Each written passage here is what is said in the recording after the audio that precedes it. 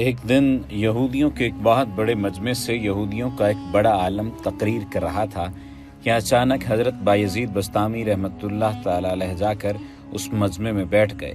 ان کے بیٹھتے ہی یہودی عالم کی زبان بند ہو گئی۔ مجمع میں شور ہوا کہ حضرت بولتے کیوں نہیں؟ عالم نے کہا ہم میں کوئی محمدی آ گیا ہے۔ مجمع سے آواز آئی اسے کھڑا کرو اور ہم قتل کر دیں گے۔ کہا نہیں بھائی، جو محمدی ہو وہ کھڑا ہو جائے۔ حضرت بایزید بسطامی کھڑے ہو گئے۔ یہودی نے کہا میں جو سوال کروں گا کیا تو جواب دے گا؟ بایزید نے کہا دوں گا۔ حضرت بایزید نے کہا اور میں صرف ایک سوال کروں گا، کیا تو جواب دے گا؟ یہودی عالم نے کہا دوں گا۔ سوالات و جوابات کا سلسلہ دراز ہوا۔ یہودی عالم نے پوچھا ایک بتاؤ جس کا دوسرا نہیں ہے۔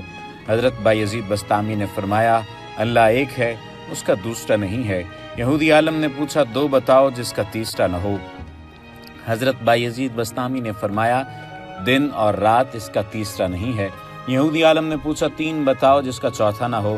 حضرت بایزید بسطامی نے فرمایا لوح و قلم کرسی تین ہیں، اس کا چوتھا نہیں۔ یہودی عالم نے پوچھا چار بتاؤ جس کا پانچواں نہ ہو۔ حضرت بایزید بسطامی نے فرمایا تورات، زبور، انجیل اور قرآن مجید، یہ چار ہیں، ان کا پانچواں نہیں ہے۔ یہودی عالم نے پوچھا پانچ بتاؤ جس کا چھٹا نہ ہو۔ حضرت بایزید بسطامی نے فرمایا اللہ نے اپنے بندوں پر 5 نمازیں فرض کی ہیں، 6 نہیں۔ یہودی عالم نے پوچھا 6 بتاؤ جس کا 7واں نہ ہو۔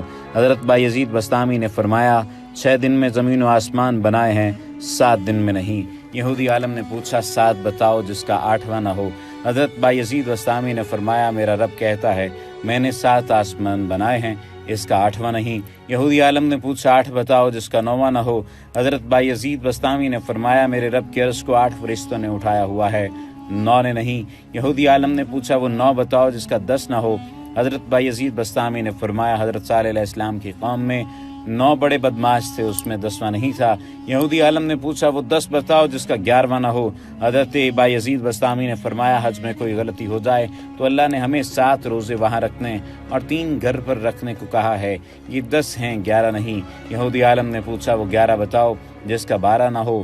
حضرت بایزید بسطامی نے فرمایا حضرت یوسف کے 11 بھائی تھے، 12 نہیں تھے۔ یہودی عالم نے پوچھا وہ 12 بتاؤ جس کا 13 نہ ہو۔ حضرت بایزید بسطامی نے فرمایا سال میں اللہ نے 12 مہینے رکھے ہیں، 13 نہیں۔ یہودی عالم نے پوچھا وہ 13 بتاؤ جس کا 14 نہ ہو۔ حضرت بایزید بسطامی نے فرمایا حضرت یوسف علیہ السلام نے اپنے باپ سے کہا میں نے 11 ستارے، 1 سورج اور 1 چاند دیکھا جو مجھے سجدہ کر رہے ہیں، یہ 13 ہیں، 14 نہیں۔ یہودی عالم نے پوچھا بتاؤ وہ کیا چیز ہے جس کو خود اللہ نے ہی پیدا کیا اور اس کے بارے میں خود ہی سوال کیا؟ حضرت بایزید بسطامی نے فرمایا حضرت موسیٰ علیہ السلام کا عصا اللہ کی پیداوار ہے لیکن خود ہی سوال کیا، قرآن پاک میں ہے کہ اے موسیٰ تیرے ہاتھ میں کیا ہے؟ یہودی عالم نے پوچھا بتاؤ سب سے بہترین سواری کیا ہے؟ حضرت بایزید بسطامی نے فرمایا گھوڑا۔ یہودی عالم نے پوچھا سب سے بہترین دن کون سا ہے؟ حضرت بایزید بسطامی نے فرمایا جمعہ کا دن۔ یہودی عالم نے پوچھا بتاؤ سب سے بہترین رات کیا ہے؟ حضرت بایزید بسطامی نے فرمایا لیلۃ القدر۔ یہودی عالم نے پوچھا بتاؤ سب سے بہترین مہینہ کون سا ہے؟ بایزید بسطامی نے فرمایا ماہ رمضان المبارک۔ یہودی عالم نے پوچھا بتاؤ وہ کون سی چیز ہے جس کو پیدا کر کے اللہ نے اس کی عظمت کا اقرار کیا؟ حضرت بایزید بسطامی نے فرمایا اللہ نے عورت کو مکار بنایا اور اس کے مکر کا اقرار کیا، فرمایا کہ عورت کا مکر بڑا زبردست ہے۔ یہودی عالم نے پوچھا بتاؤ وہ کون سی چیز ہے جو بے جان ہے مگر سانس لیتی ہے؟ حضرت بایزید بسطامی نے فرمایا والصبح اذا تنفس، میرا رب کہتا ہے مجھے صبح کی قسم جب وہ سانس لیتی ہے۔ یہودی عالم نے پوچھا بتاؤ وہ کون سی 14 چیزیں ہیں جنہیں اللہ پاک نے اطاعت کا حکم دیا، ان سے بات کی؟ حضرت بایزید بسطامی نے فرمایا 7 زمین 7 آسمان، اللہ نے 7 زمینیں 7 آسمان بنائے اور ان 14 کو خطاب فرمایا کہ میرے سامنے جھک جاؤ، تو ان 14 کے 14 نے کہا یا اللہ ہم آپ کے سامنے جھک رہے ہیں۔ یہودی عالم نے پوچھا وہ کیا ہے جسے اللہ نے خود پیدا کیا اور پھر اللہ نے اسے خرید لیا؟ حضرت بایزید بسطامی نے فرمایا اللہ تعالیٰ نے مسلمانوں کو پیدا کیا ہے اور ان کو خود خرید لیا جنت کے بدلے۔ یہودی عالم نے پوچھا بتاؤ وہ کیا ہے جس نے بے جان ہو کر بیت اللہ کا طواف کیا؟ حضرت بایزید بسطامی نے فرمایا حضرت نوح علیہ السلام کی کشتی پانی پر چلی اور جب چلتے چلتے بیت اللہ پر آئی تو بیت اللہ کے 7 چکر لگائے۔ یہودی عالم نے پوچھا بتاؤ وہ کون سی قبر ہے جو اپنے مردے کو لے کر چلی؟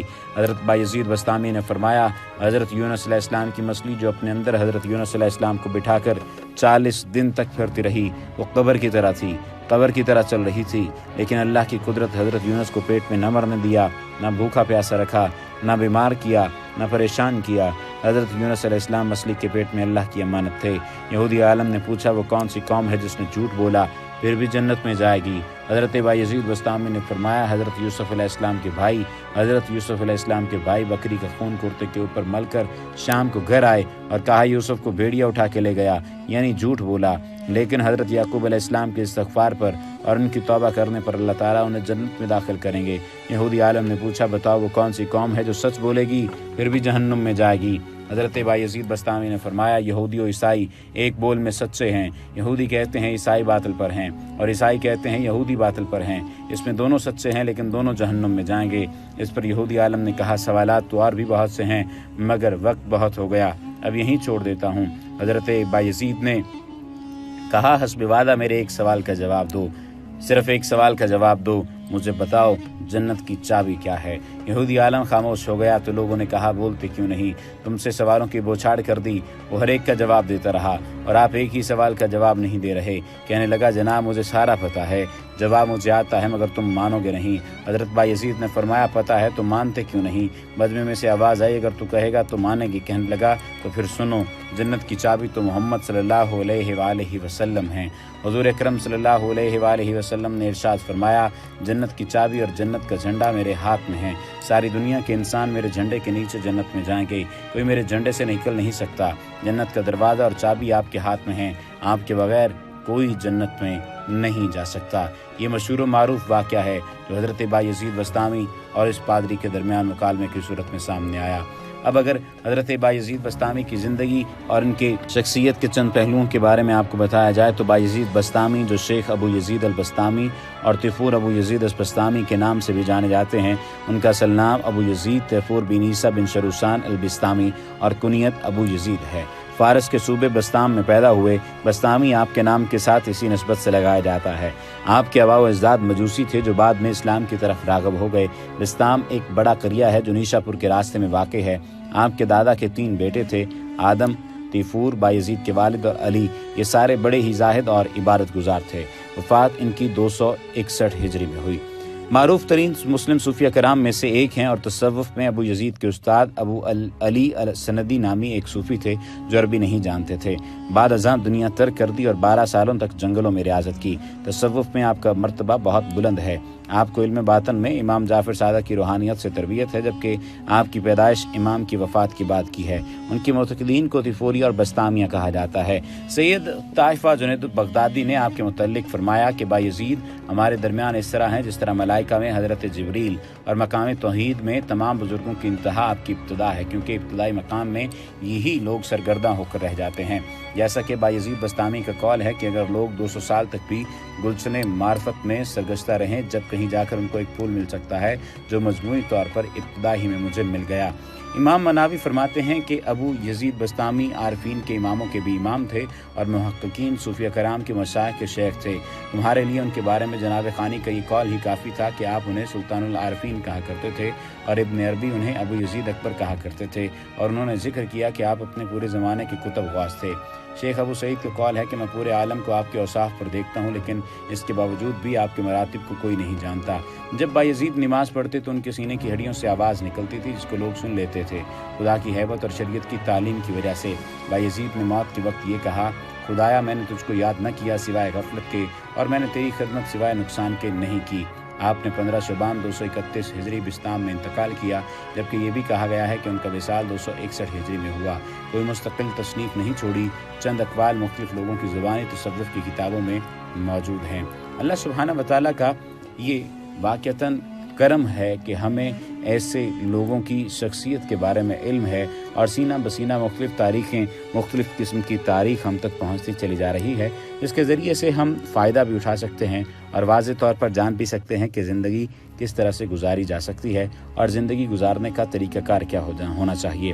اللہ سبحانہ و تعالی ہم سب کو نیک اعمال پر عمل کرنے کی توفیق عطا فرمائے اور ایسے تمام بزرگوں کی زندگی سے ہمیں سیکھنے کی توفیق عطا فرمائے تاکہ ہم اپنی عملی زندگی میں کامیاب ہو کر ایک اچھا انسان بن سکیں۔